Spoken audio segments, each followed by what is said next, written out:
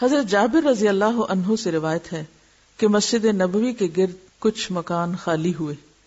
بنو سلمہ نے مسجد کے قریب منتقل ہونے کا ارادہ کیا.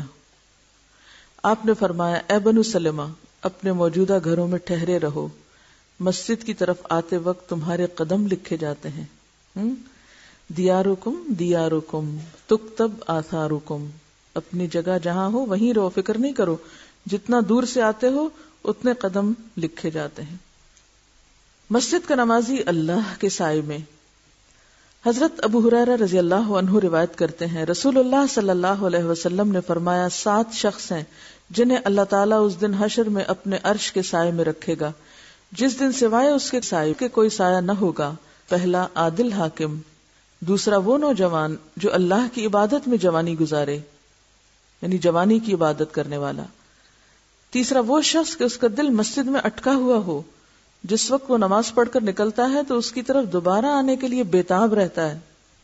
چوتھا وہ 2 شخص جو صرف اللہ کی رضا کے لیے آپس میں محبت رکھتے ہیں، جب ملتے ہیں تو اسی کی محبت میں اور جدا ہوتے ہیں تو اسی کی محبت میں.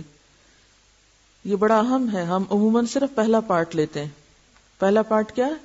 یعنی 2 لوگ جن کی دوستی ہو گئی، آپس میں محبت ہے، اس کے اوپر ایک لیبل لگا لیتے ہیں یہ محبت اللہ کے لیے، چاہے پھر اس محبت میں وہ اللہ کی نافرمانی کے کام کرتے رہیں، لیکن خود کو دھوکہ دیتے ہیں اور شیطان کو خوش کرتے ہیں کہ اس کے اوپر بس ٹھپا لگا دیتے ہیں یہ محبت اللہ کی خاطر ہے، لیکن اندر وہ مقصد نہیں ہوتا، اندر محض اپنی ذات ہوتی.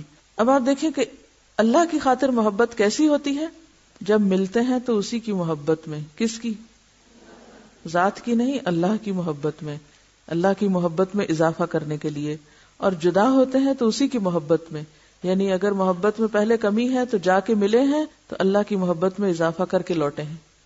تو جس شخص کے ساتھ آپ کا ایسا تعلق ہو کہ اس سے ملاقات کے ذریعے آپ کے اللہ کی محبت میں اضافہ ہو، اسی کی محبت دراصل اللہ کی خاطر محبت ہے.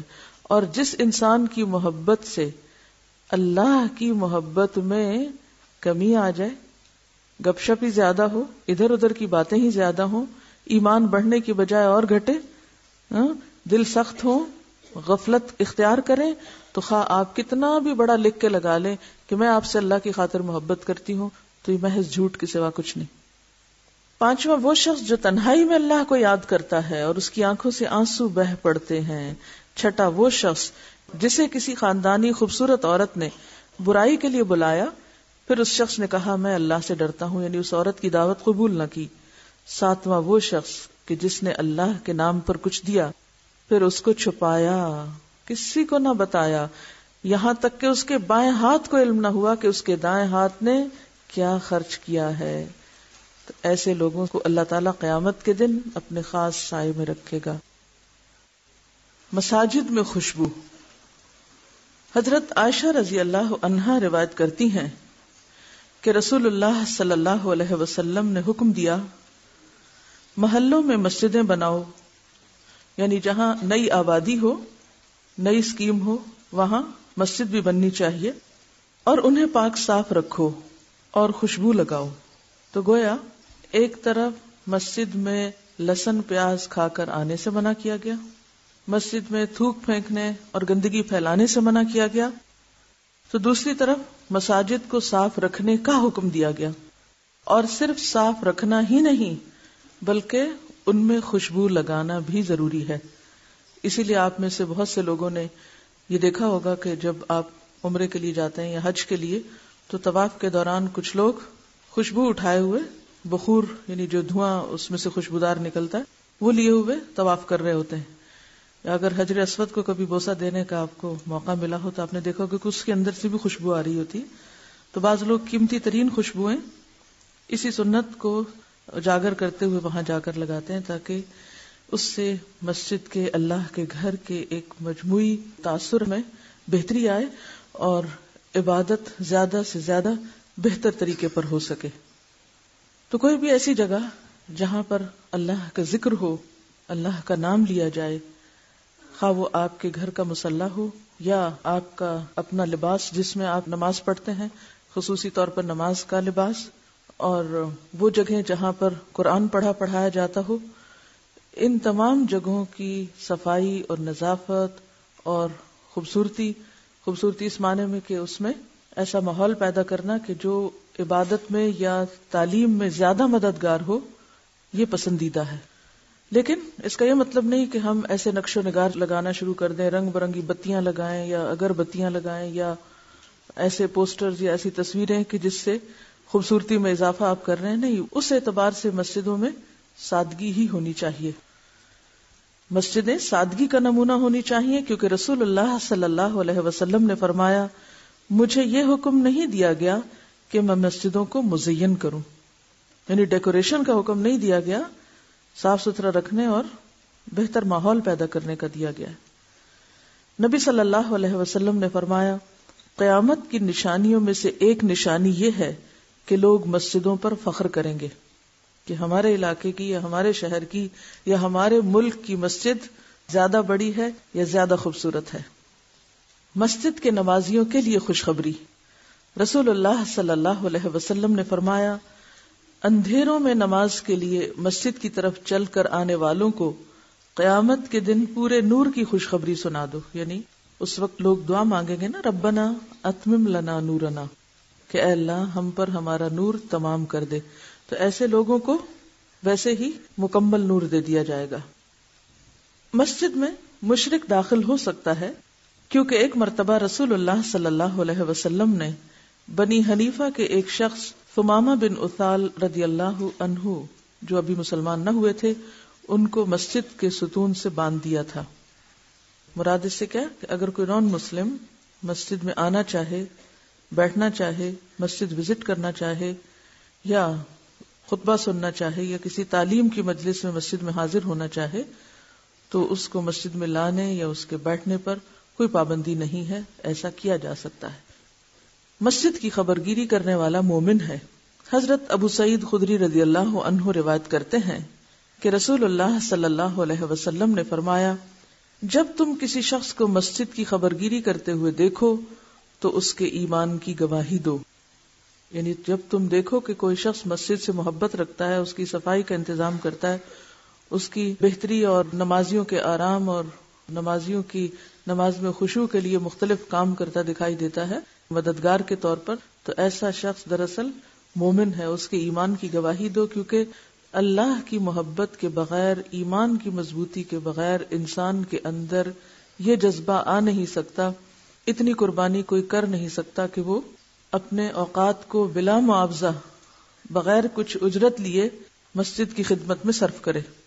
جو وہی شخص ہو سکتا ہے جس کو آخرت میں جزا کی توقع ہو. اور خبرگیری میں کیا چیزیں شامل ہیں؟ انہیں صاف ستھرا رکھنا، روشنی پانی کا انتظام کرنا، مرمت کا خیال رکھنا کہ اگر کوئی ٹوٹ پھوٹ ہو رہی ہے، کوئی وہاں نلکا خراب ہو رہا ہے، کوئی فلش خراب ہو گیا اس کے مسجد سے ملحق واش رومز وغیرہ کا، یا مسجد کے اندر جو مائک ہے یا لائٹ ہے اس کا صحیح انتظام نہیں، تو یہ ساری چیزیں خبرگیری میں آتی ہیں. اور سب سے بڑی خبرگیری کیا ہے؟ کہ مسجد آباد رکھی جائے. یہ نہیں کہ آپ کبھی کبھار جائیں اور اس پہ مسجد پہ خرچ کر کے تو آ جائیں لیکن نماز پڑھنے نہ جائیں. تو سب سے بہترین خبرگیری کیا چیز ہے؟ آباد رکھنا مسجد کو. اور آباد رکھنے میں وہاں درس و تدریس کا اہتمام کرنا، ایسا ماحول پیدا کرنا کہ لوگ شوق سے آئیں، لوگوں کو ویلکم کرنا. قبرستان اور حمام میں نماز کی ممانعت. حضرت ابو سعید رضی اللہ عنہ روایت کرتے ہیں کہ رسول اللہ صلی اللہ علیہ وسلم نے فرمایا، تمام روئے زمین مسجد ہے، یعنی سب جگہ نماز پڑھی جا سکتی ہے سوائے قبرستان اور حمام کے. حمام کس کو کہتے ہیں؟ باتھ روم، جہاں نہایا جاتا ہے، چاہے یہ پبلک باتھ روم ہو یا واش روم ہو یا پھر گھر کا ہو. غسل خانہ جس کو آپ کہتے ہیں، یعنی ضروری نہیں کہ ٹوائلٹ، اگر صرف غسل خانہ بھی ہے کہ جہاں نہانے دھونے کا کام کیا جاتا ہے تو وہاں نماز نہیں ہونی چاہیے. جب نبی کریم صلی اللہ علیہ وسلم قبرستان میں نماز پڑھنا جائز نہیں فرماتے تو قبرستان میں مسجدیں بنانا بھی جائز نہیں. مسجد کے معنی ہے سجدے کی جگہ، نماز کی جگہ. جب قبرستان میں سجدہ اور نماز بنا ہوئی تو نماز اور سجدہ کے لیے قبرستان میں جگہ بنانا بھی منع ہو گئی. مسجد میں داخل ہوتے وقت کی دعا. مسجد میں داخل ہوتے وقت رسول اللہ صلی اللہ علیہ وسلم پر سلام کہنا چاہیے.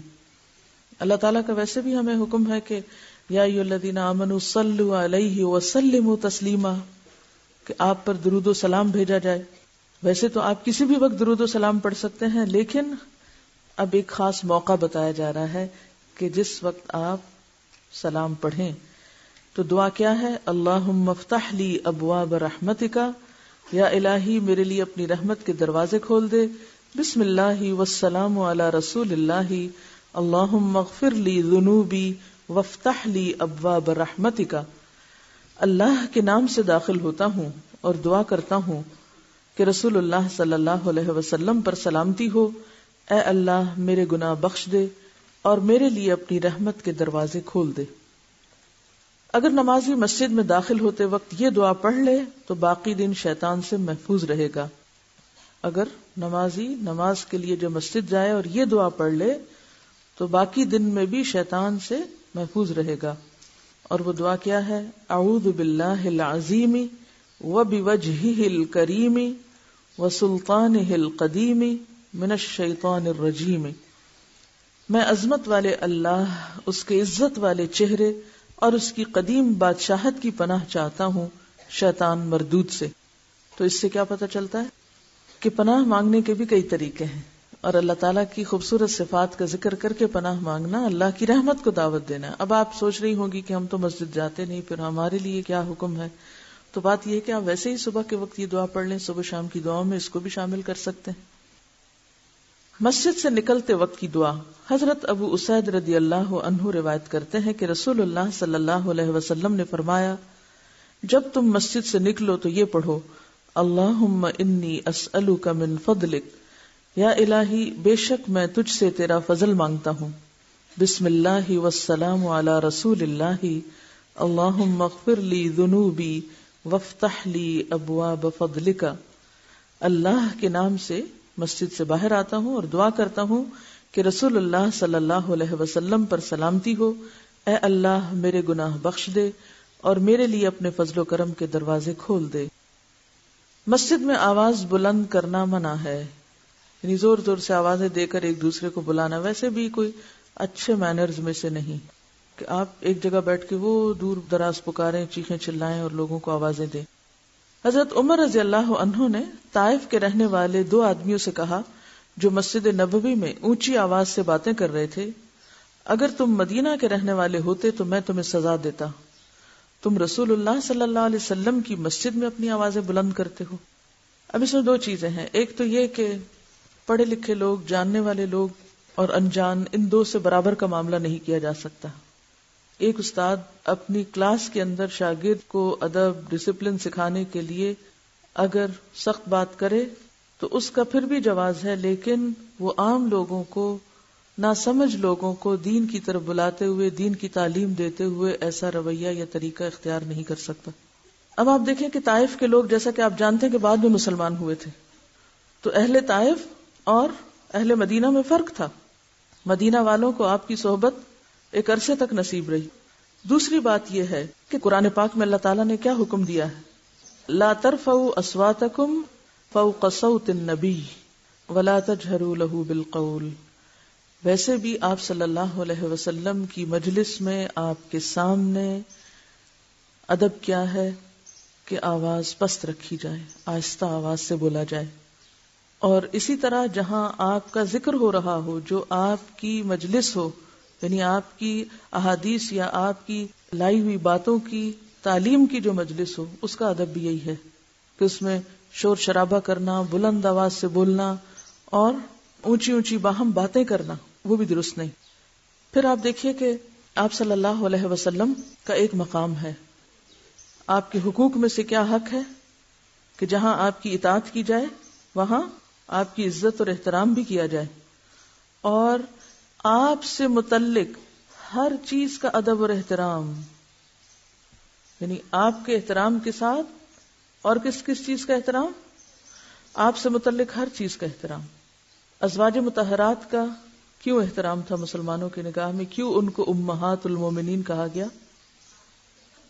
ان کے احترام کی وجہ سے، ادب کی وجہ سے، کیونکہ وہ آپ کی ازواج تھیں، آپ کی ازواج کا احترام، آپ کی مجلس کا احترام، آپ کے نام کا احترام، آپ کی تعلیمات کا احترام، آپ کی مسجد کا احترام. بے ادب بے نصیب جو اللہ کے رسول صلی اللہ علیہ وسلم کا احترام کرنا نہیں جانتا اور احترام کا معنی نہیں سمجھتا، تو وہ دین میں سے کیا حصہ پا سکتا ہے؟ یعنی آپ کے احترام میں یہ چیز بھی شامل ہے کہ ہر وہ چیز جو آپ سے کسی نہ کسی طرح متعلق ہے، ان سب چیزوں کا احترام. اسی لیے آپ کا نام آتے ہی ہم پر کیا لازم ہے کہ ہم صلی اللہ علیہ وسلم پڑھیں. ٹھیک ہے. تو چونکہ نمبر 1 تو یہ کہ وہ مسجد میں بلند آواز میں باتیں کر رہے تھے، نمبر 2 یہ کہ وہ آپ کی مسجد میں کر رہے تھے. اور اب بھی اگر آپ میں سے کسی کو اللہ تعالیٰ توفیق دے، موقع ہو مدینہ جانے کا، تو مسجد نبوی کے آداب پڑھ کے جائیے، کیونکہ بہت سے لوگ وہاں تک کسی نہ کسی طرح پہنچ تو جاتے ہیں، لیکن دھکم پیل کرنے سے، شور ہنگامہ کرنے سے اور غیر ضروری کام کرنے سے باز نہیں آتے. لہذا ان کا جانا ان کے لیے فائدے کی بجائے الٹا نقصان کا سبب بنتا ہے. ٹھیک ہے. تو عام مسجدوں کے علاوہ خاص طور پر بیت اللہ شریف اور مسجد نبوی کا احترام بہت لازم ہے.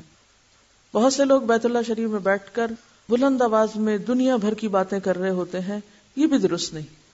ضرورت کے تحت بات کی جا سکتی ہے، کوئی شعر کی مجلس ہو سکتی ہے، کوئی اور چیز ہو سکتی ہے، لیکن یہ ساری چیزیں ادب اور حدود میں رہتے ہوئے.